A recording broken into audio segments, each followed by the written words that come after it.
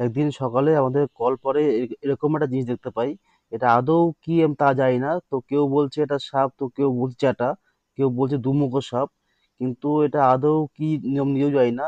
এটা যেমন সরু তেমন লম্বা, প্রায় এক হাতের থেকেও এক হাতের বেশি লম্বা এটা।